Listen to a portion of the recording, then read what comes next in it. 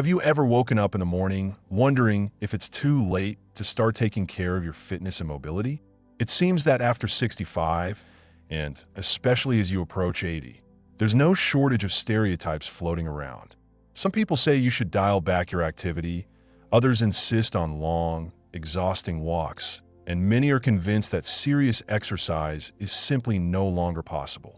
But the truth is that your body can change and grow stronger at virtually any age if you approach it wisely and take good care of yourself. And no, you don't have to run for hours or force yourself to do squats with impossibly heavy dumbbells. The key is finding that perfect balance that gives you energy, confidence in your movements, and the joy of realizing that you can do so much more than you might have dreamed just a while ago. Imagine this: a warm summer morning. You wake up without any stiffness in your joints, get out of bed effortlessly, and head to the kitchen feeling light on your feet. There was a time when such a picture might have seemed like an impossible dream. But the reality is, there are people in their 70s and 80s who maintain their mobility. They can walk up several flights of stairs without getting winded, and they might even dance when the chance arises. And often, they didn't do anything extraordinary. They simply introduced a few basic exercises into their lives gradually, step by step, sometimes quite literally, to keep their muscles, flexibility, and balance in check. In our youth, we rarely think about joint health or about how important it is to maintain balance or gently stretch our muscles. We move naturally and easily without any tension. But as we age, new challenges emerge. Your knee might start to ache after a long walk. Your lower back may complain. You might have to stand a bit longer at the stove, or by the end of the day, your legs might feel as if they're made of lead. At first, you might chalk these up to fatigue, a change in the weather, or simply getting older. But when these signals become constant, they're not just minor discomforts. They're your body's quiet plea for help. Many people around the age of 65 to 70 start to notice that those highly praised walks everyone talks about no longer have the same effect they once did. After an hour-long walk, your knees might ache, your lower back begs for a break, and the walk itself can feel monotonous. You start to think, maybe I should walk more, and you try to increase the distance, but often that just makes things worse if you don't incorporate other types of movement into your routine. Our joints and muscles need more than just walking. They require specific exercises that improve balance, strengthen different muscle groups, and include mindful stretching. Without that support, a simple walk can overload some joints while leaving others untrained, leading to discomfort and a gradual loss of mobility. I once spoke with a man who had just turned 78. He joked about wanting a second youth, since in his younger days he could walk miles without getting tired. But when we discussed his daily routine, it turned out that all his movement consisted of a quick trip to buy bread and a walk to the clinic. He didn't do any balance exercises, he didn't work on strengthening his leg and core muscles, and he certainly didn't stretch. As a result, his knees started to hurt, his back would shoot pain frequently, and by the evening he was so exhausted that he had no energy left for any other activity. He thought the problem was simply his age, but the real issue was that his body wasn't getting the strengthening exercises it desperately needed, exercises that are even more important than just walking. If you recognize yourself in these feelings, believe me, you're far from alone. It's amazing how quickly your well-being can improve when you introduce even a minimal set of strength exercises. And no, I'm not talking about lifting heavy weights or doing hundreds of squats. Often, all it takes is a pair of light dumbbells or even water bottles to do simple arm lifts, careful chair-supported squats, or exercises that involve rising onto your toes and lowering back down fully. These modest exercises can noticeably strengthen your legs, lower back, and even improve your posture in just a few weeks. When your muscles get regular work, they start to support your joints better, reducing the strain on your knees and lower back. Remember one crucial point: don't jump into excessive workouts right away. The key is consistency and gradual progress. Start with 10 to 15 minutes a day, making sure your exercises are intentional, slow, controlled, and done with full awareness of what you're doing. Try to include balance exercises in your routine. Perhaps you've noticed that when you close your eyes, you're not as sure-footed as before. That's normal. Your balance system becomes more fragile if it's not regularly challenged. And balance is what helps prevent falls, which in later life can lead to serious injuries and complications. Simple things like trying to stand on one leg while holding onto a wall or doing gentle heel-to-toe rolls can, over a few months, significantly boost your stability. Even if you try standing on one leg in the kitchen for just 5 to 10 seconds, that's already a step toward better balance. And when you learn to hold that balance for longer, you'll feel much more secure walking on uneven surfaces or climbing stairs. As you get older, you might experience joint discomfort or a feeling of stiffness. But stretching is something we often forget about. Stretching isn't just for gymnasts. It worked for someone in their 70s or 80s too. Gentle, mindful stretching of the leg muscles, lower back, and arms can improve joint mobility and even reduce pain. No, you're not going to do a split, and you don't need to.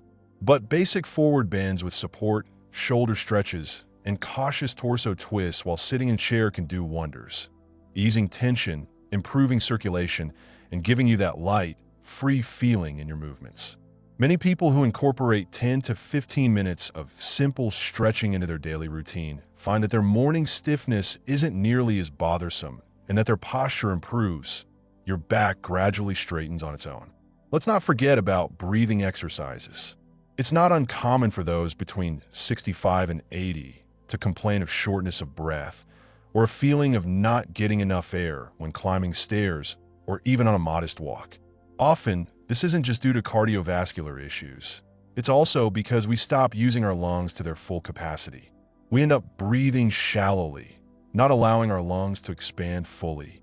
That means less oxygen, lower stamina, and increased fatigue. But if you add in some simple breathing practices, slow, deep nasal inhales followed by smooth exhalations through the mouth, maybe 5 to 10 repetitions in the morning or evening, over time your lungs will work more efficiently. Your respiratory muscles will strengthen, and you'll notice you can walk further without getting winded and even climb stairs a bit faster. This gives you an incredible sense of freedom. I can do this, and my body listens to me. Another aspect to consider is exercises for your back and core. When people hear core exercises, many picture complicated planks or sit-ups. But there are plenty of simplified, safe options that you can adjust to your needs. For example, you might lean against a table and perform gentle, inclined push-ups, or while sitting in a chair, pull your knees slightly toward your chest to strengthen your lower abs. Lying on your back and carefully lifting your pelvis like a bridge can be done very softly so as not to overload your lower back. These movements help maintain the tone of your abdominal and back muscles, which is especially important for preventing lower back pain and keeping a straight posture. Many think, isn't it too late for me to start? But age is not a barrier here. There are cases where people in their 80s began doing even basic exercise routines, and they experienced reduced pain, stronger legs, and a renewed sense of confidence. This isn't a myth. It's all about taking gradual steps. You don't have to chase after quick results or compare yourself to lifelong athletes. You're only competing with your former self. If yesterday you could stand on one leg for only 2 seconds, and today you manage 3 seconds, that's already a victory. And if last week you struggled to do 5 gentle squats, and this week you can do 8, that's progress too. Your body can adapt, as long as you send it the right signals. It's also important to mention water aerobics and swimming. Water is a blessing for your joints because the buoyancy reduces the load, allowing you to perform movements that would be difficult on land. For those with knee pain or excess weight, water exercises can be a real lifesaver, helping work out muscles with minimal risk of injury and with joint comfort. Even simple leg movements, walking along the pool bottom, or light arm swings can engage muscles that might otherwise refuse to work on land, while the resistance of the water minimizes pain and pressure on your knees. Sometimes you might wonder why bother with balance and coordination exercises if you don't perform any fancy tricks. But a decline in coordination is one of the leading causes of falls, which can have serious consequences. Such exercises can be done at home, in your apartment, in the hallway, like walking slowly with your heel touching the toe of your other foot in a straight line while holding onto a wall, or rolling from heel to toe while really feeling your feet at work. At first, you might feel unsteady, but just 5 minutes a day of these movements over a week or two will steadily boost your confidence and lower your fear of slipping or stumbling. It's also important to pay attention to your emotional outlook. It's no secret that your willingness to exercise often depends on your mental state. When someone thinks, "I'm 70, why bother with these exercises? Things won't get any better anyway." It's like putting up a barrier for yourself.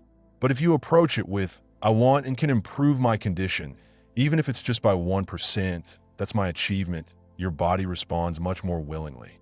It's important to find joy in movement and to see exercise not as a punishment, but as a gift to yourself. You might play some soft music and do simple movements in time with the rhythm. Or if the weather allows, step out onto your balcony or into the yard for a short workout and enjoy the fresh air. It might even help to try a new activity. Dance for a few minutes to your favorite old tunes, which is a great way to train your coordination and breathing while also lifting your mood. Of course, before making any major changes to your routine, it's best to consult with a doctor. If you have arthritis, high blood pressure, or other chronic conditions, you'll need to choose your exercises carefully.